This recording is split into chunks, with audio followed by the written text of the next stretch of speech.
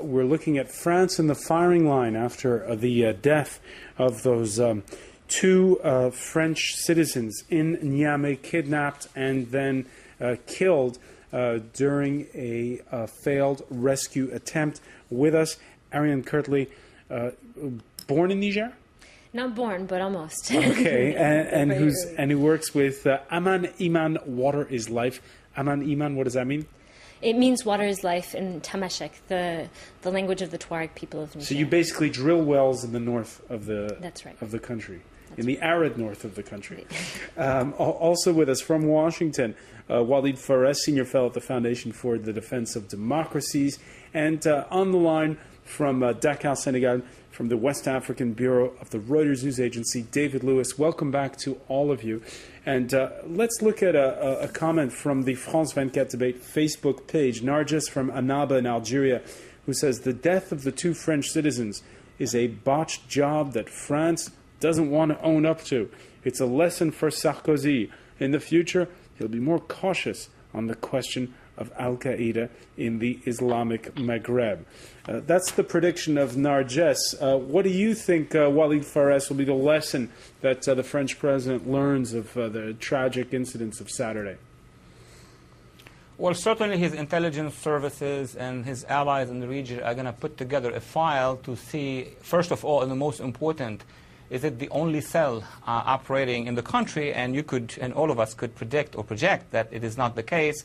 They are either jihadists, Al-Qaeda or not, are omnipresent in the area. So policy first lesson is basically what to do to preempt for the future. Second is the measure to protect the French presence in the country. About 1,200, 1,400, as far as I know, in the country. Should they be, should there be measures for them? Should they leave? Should they stay? Should they be consolidated in several places? And third, of course, is to really investigate what's behind that. I mean, other than the theories on socioeconomics, but national security-wise, is it really an organization, Trans-Sahara organization operating, or is there even greater interest behind that push against French interests in the region? I would imagine this would be the thinking at the Elysee at this point in time. And Walid Fares, are we still in the configuration we've been in recently where the brains of the operation are in fact Algerian? That was my initial hinting that, but of course we need more intelligence from the Algerians themselves and from other local and international allies in this issue. But there is no doubt about it. Most governments and private sector experts are telling us that there was, quote unquote, a migration of cadre from the Akim, North Africa, from Algeria and the Maghreb in general, to the Sahel area, including to these spots. And this is not something new. We've seen it before. By the way, on the websites and the chat rooms, the Salafi chat rooms, we see indicators that it is really the quote-unquote Algerian jihadists who are the ones who are giving instructions and training. This doesn't mean that there are no local jihadists. It means that the leadership, the push, the experience is coming from the north. All right. David Lewis, it's not just the French, by the way, that have been pressing on this issue. We know that the United States has also been helping with military training for the countries in the Sahelian strip that goes all the way from Senegal to Niger. That's right. No, the Americans, over the last 10 years or so now, have actually been focusing quite heavily on this region. Every year they run a training operation called Operation Flintlock, which tries to bring together the armies from the region to try and improve coordination, counterterrorism training, and some of the hearts and minds type operations which the Americans themselves say are important. But it's highlighted one of the big problems in the region. Everyone talks about coordination, and it's coordination between the countries of the region, but it's this very coordination that's created problems. There is a distinct lack of trust between the nations themselves, which makes coordination in fighting what is very much a regional threat very difficult.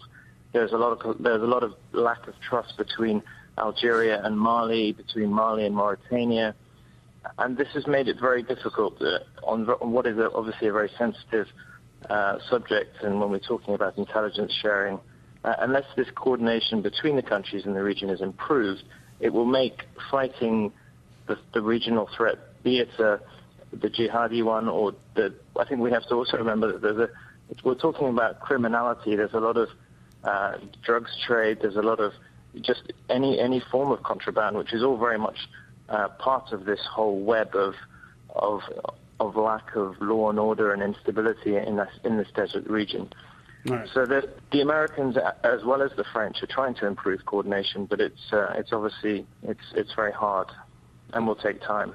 All right, Ariane Kirtley, let's look at let me ask you for a little geography lesson here. We're going to look at the map of where Al-Qaeda in the Islamic Maghreb is located, and you see all the way, mostly Mauritania, Mali, and Niger along the southern Algerian border there. David Lewis there talking about a lot of banditry. That's always been the case, though, in the Sahara Desert.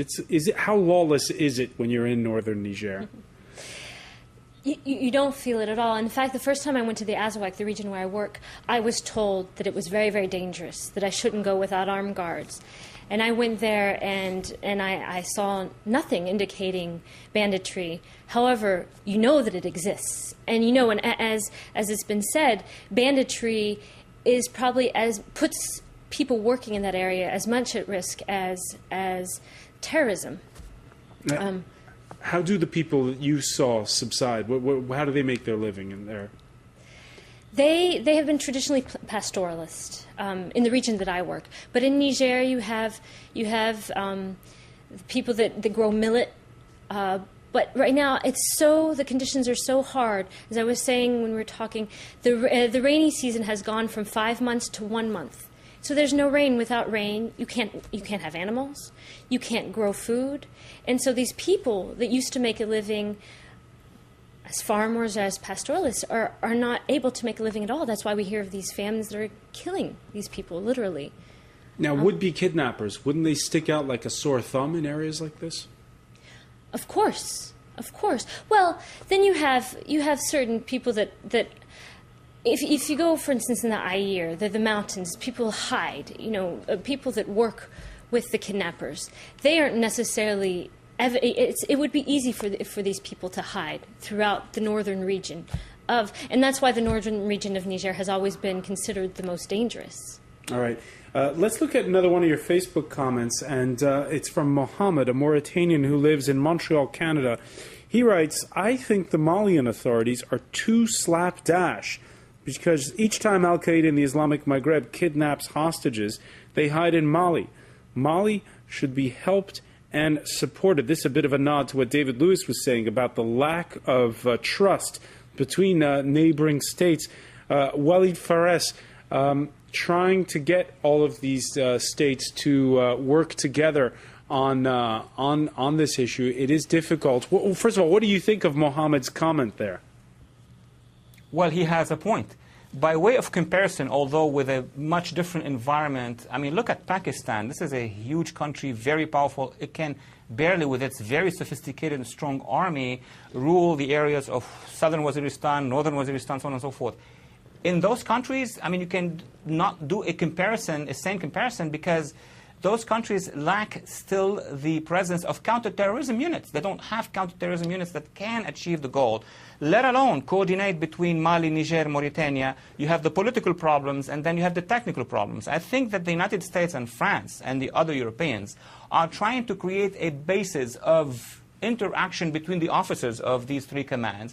Lately, as we know, the Algerian military, who have an experience in the field, have met with the leaders or commanders of these areas, and under an okay from the United States, I'm not sure about France, there is something called now the coordinating body among these countries, but they are still way behind what Al-Qaeda has been able to penetrate in the area. Al-Qaeda is ahead in penetration.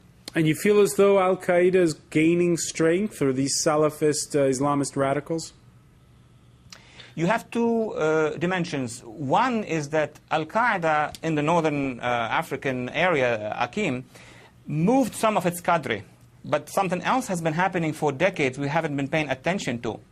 The petrodollars being spent in a number of these countries coming from the east, from the Gulf, whereby there was a radicalization of elements, meaning there are pools of young men, mostly young men, who are susceptible to be recruited by Al-Qaeda. So that's where the strategic communications of the West in general, the US in particular, has failed in the past. So what we have now, Al-Qaeda moving from the north, pools of radicalized young people. These young people are connected to their tribes and areas. So if you want to go against them, as the colleague has mentioned, they will hide behind their families, their tribes, and the local problems. And that's the complexity of the fight there. All right, so the clan element adding itself to that dimension. David Lewis, I want to go back to a point that Ariane Kirtley made about the fact that Niger every year, and in recent years more and more so, has grave humanitarian problems. And the Reuters News Agency putting out an analysis piece today saying aid groups who deployed in strength last year to avert an all-out famine in the drought-prone region said it would inevitably affect how they operate, the fact that there was this latest attack. There is the sense that this is going to thwart future humanitarian aid efforts, the Islamist radicals in that area? Well, I mean, I think we already saw it last year. There were a couple of incidents actually in southern Niger where aid agencies, at the height of the emergency response to the food crisis, had to pull people back to Niamey because of a security scare. So it's a very real threat, and it's certainly not limited to the north of Niger, and it will make life very much more difficult for aid agencies that are operating in the region. Aid agencies obviously have to be on the ground. They're often in some of the most remote and the poorest areas of these countries. But the reality is that this threat is going to make that very much more difficult. I imagine they will obviously start using local employees to a greater extent, but they themselves will obviously still be a threat if they are linked to an organization which is perceived to be foreign. So it will make life much more difficult. It will make life much more difficult operating on the grounds for all these, whether it's aid agencies, development organizations, or even, I mean, the region is increasingly becoming interesting for investors in the mining, in the oil, in the gas, and this is something to be considered further down the line. So, Ariane Kirtley, you've seen the signs of this, that aid agencies are more reticent to come in? Well, not only are they more reticent to come in, they're leaving Niger, and it's a tremendous tragedy. To me, one major way of fighting terrorism is to reduce poverty. And here, these organizations are having to leave. My husband and I, we face the threat of terrorism all the time where we work. My husband was in the field when Michel Germano was taken 100 kilometers away. So, however, I think we have to put things into perspective as well. When you work in Niger as a humanitarian aid worker, you face many threats. I mean, the threat of malaria, the threat of dying of amoebic dysentery when you're out in the field and you can't get help. The threat of course, I mean, by definition, terrorism terrorizes. And so it seems scarier. And what, as an aid worker, you have to think about is when you do this type of work, you take so many risks anyway with your life. And the fact of the matter is, if we stop doing our work, so many people will die.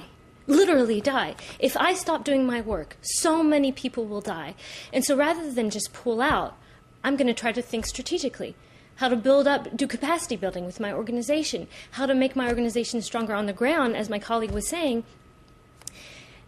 so that we can continue our work, because we have to do that. We have to. All right. Of course, another aspect of all this is tourism. Entire stretches closed off. Let's take a look at some of the images of Sunday's stage in the Dakar Rally, always a showcase for the Sahara Desert and the African continent, and some spectacular desert scenery. Perhaps we'll call up those images. There they are. The motorcycles there, beautiful desert images. The only problem is this isn't the Sahara Desert.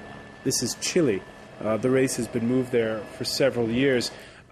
David Lewis, that vacation when you're stationed to Dakar, that vacation to Timbuktu, is it off the agenda now? Certainly one to think twice about, perhaps, at the moment. That said, the Malian authorities are very much trying to reassure people that these areas are still safe to go to. Just this week, the Malian authorities had a big campaign going to try and encourage people to go to Timbuktu, to go and visit these places, because the tourism revenues for these countries are very, very important. It's a delicate issue because on the one hand, obviously, people are keen to see these countries generate revenues from an important sector, but at the same time, it's very, very dangerous still. It's not through the lack of will in many cases. These Niger and Mali and Mauritania are trying to improve their capacity to respond to this threat, but it's very difficult, and so it is a huge threat to the industries in these countries. Niger, for example, is trying to promote its southern tourism, where there are some national parks and you can go and see some wildlife. It's not Kenya or Tanzania, but they're trying to diversify and encourage people to perhaps. I think they have realized that the reality of the threat is such that they can't encourage people to go into the very remote northern areas if the likelihood of them being attacked or attempted kidnaps is high. All right, we're out of time almost, but Walid Fares, when the Cold War ended, there were all these no-go areas in the world that we're all able to visit now, and yet here with this story, we see that there's a lot of areas where those walls have come up, it seems. Actually, it is shifting. The no-go zones are shifting, unfortunately. My first conclusion is that there is, in the Sahel area, in general terms, a war room that made a decision to target France and French interest. There are two responses. The French doctrine wants to help the local African Saheli governments. There is perhaps an Algerian view that they should be the ones, and Americans are divided between those two opinions. All right, Walid Fares, I want to thank you. I want to thank you, David Lewis in Dakar, and you, Ariane Kirtley, for joining us here in the cold weather of Paris before you return to Niger. And thank you for joining us for the France 24 debate.